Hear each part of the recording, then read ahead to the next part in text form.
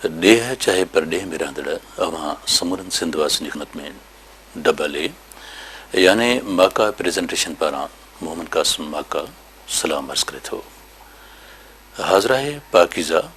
ऐं साफ़ सुथरी सोच रखंदड़नि जी ख़िदमत में सिंध धरती जे हिकु नामवर कलाकार मरहूम मोहम्मद यूसुफ जे ॻायल सदाबहार कलामनि जो भामो ॿियो।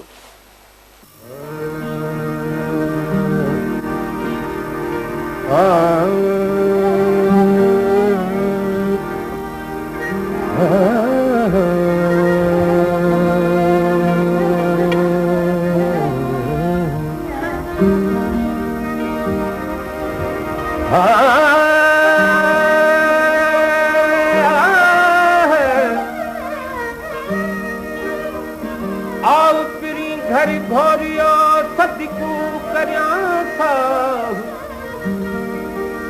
जाने हिकु अल्लाह त सवस कन थियूं ॻाल्हियूं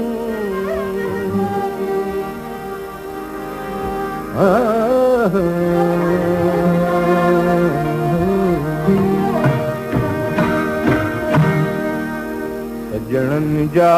सारियो सांग मारियूं जा सारियो सांग सजणनि जा सारियो सांग आऊं वेठी रोज़ रणा पयल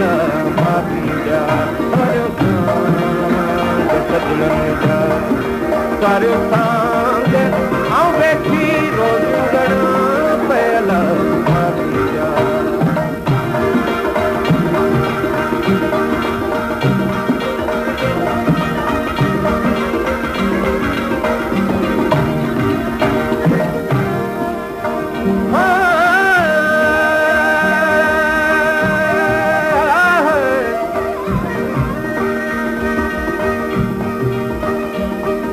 कढी कंगल तो ॾियां साण हथनि वञी खो विलायत में अॻियां महबूबनि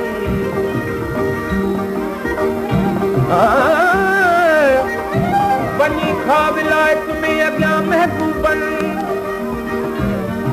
छल पुछनि त हीअ क़ुर्बानी कंहिं कई हो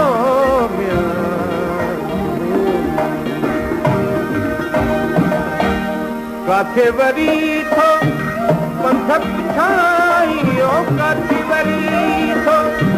पंथ पुछाई ओ वेठी उॾाम मवरिया ओ वेठी उॾाम ओ वेठी रोज़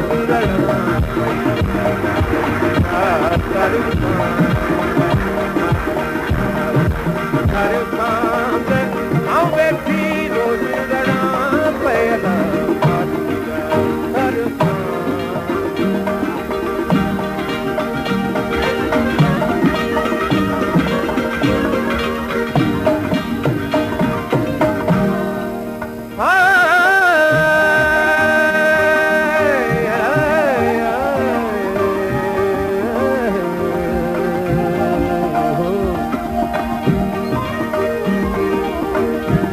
अम्मी मोहम्मद दिखे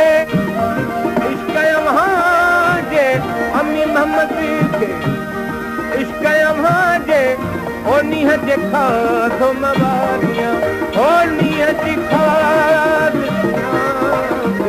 आओ वेठी रोज़ रड़ा पई जा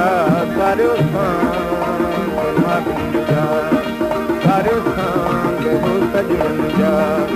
सारियो सांग आऊं वेठी रोज़ रणा पयल